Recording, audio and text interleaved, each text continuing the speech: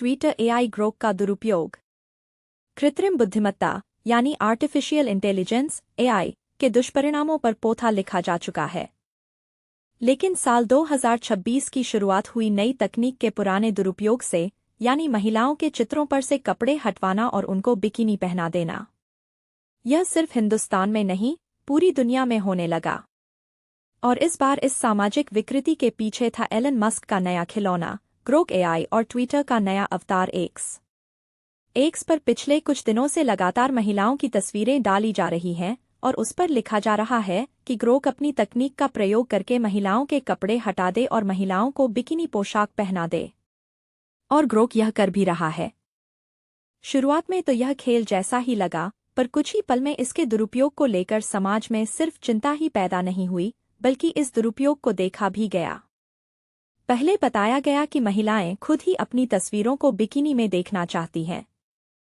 बाद में कमेंट्स में लोग अपने हिसाब से महिलाओं की तस्वीरों के वस्त्र बदलने लगे।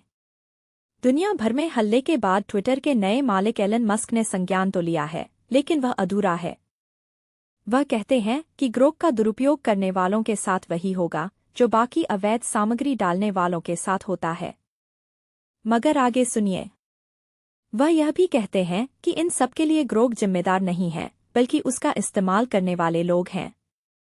कलम से कुछ खराब लिख दिया जाए तो दोष कलम का नहीं होता, लिखने वाले का होता है। सतही रूप से देखें तो बात तार्किक लगेगी, लेकिन कलम का उदाहरण गलत है। कलम अपना दिमाग नहीं लगाती।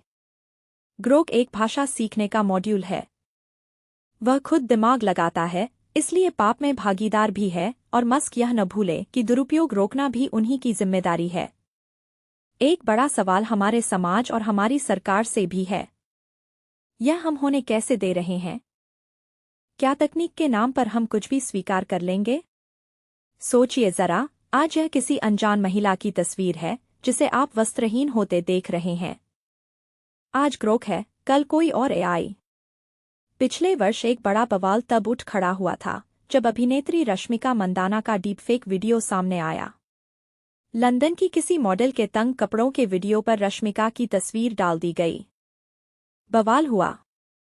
अमिताभ बच्चन तक हैरान हुए। तब भी आर्टिफिशियल इंटेलिजेंस के दुरुपयोग की चर्चा तेज हुई थी। कई ऐप जो किसी भी दो तस्वीर को या तो गले लगवा देंगे या उनसे मार काट करवा देंगे। याद कीजिए, आम आदमी पार्टी के नेता अरविंद केजरीवाल का भीमराव अंबेडकर के साथ का एक वीडियो, जिसमें अंबेडकर उन्हें आशीर्वाद दे रहे हैं। लेकिन फिर कुछ ही घंटों में एक और वीडियो सामने आया जिसमें अंबेडकर केजरीवाल को थप्पड़ मारते हुए दिखाई देते हैं। ऐसे कई उदाहरण हैं। पर एक एआई के ऐप ने तो हिलाकर रख दिया। इसमें पैसे देकर आप किसी भी दो तस्वीरों को चुंबन करवा सकते हैं। और यह सब खुलेआम हो रहा है। ऐसे ऐप अपना प्रचार भी करते हैं। एक दौर था फोटोशॉप का, जब यही सब चीज करने के लिए कंप्यूटर सॉफ्टवेयर एडोब फोटोशॉप की जरूरत पड़ती थी।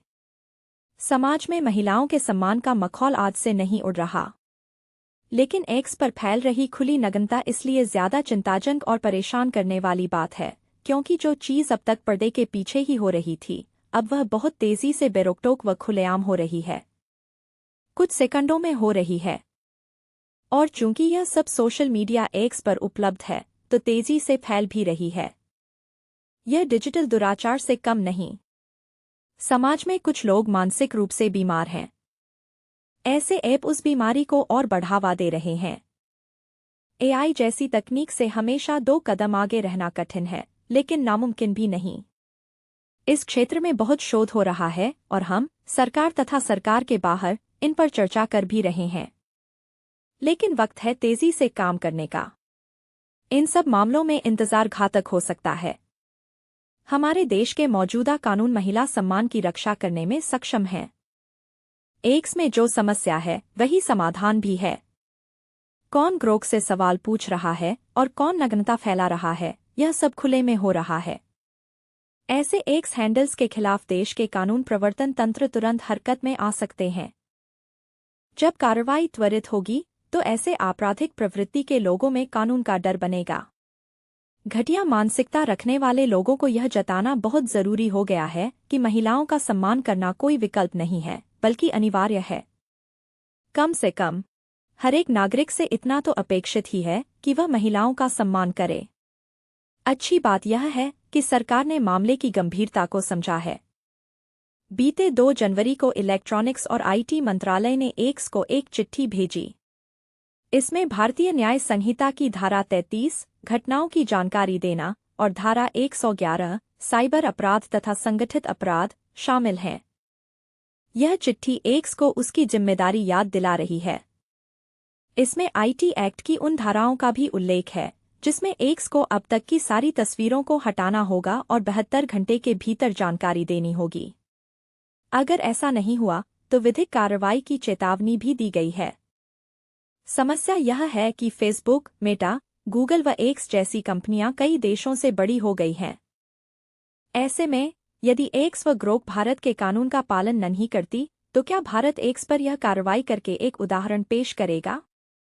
हमारे नेताओं को और जागरूक होना पड़ेगा। राज्यसभा सांसद प्रियंका चतुर्वेदी ने चिंता व्यक्त करते हुए एक चिट्ठी तो लिखी है, लेकिन यदा-कदा लिखी गई ये चिट्ठियां खानापूर्ति ज्यादा लगती हैं।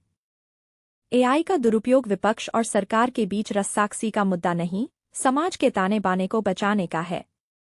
यहाँ सबकी जिम्मेदारी बनती है। एआई पर फैलने वाली इस अश्लीलता पर रोक लगानी ही होगी।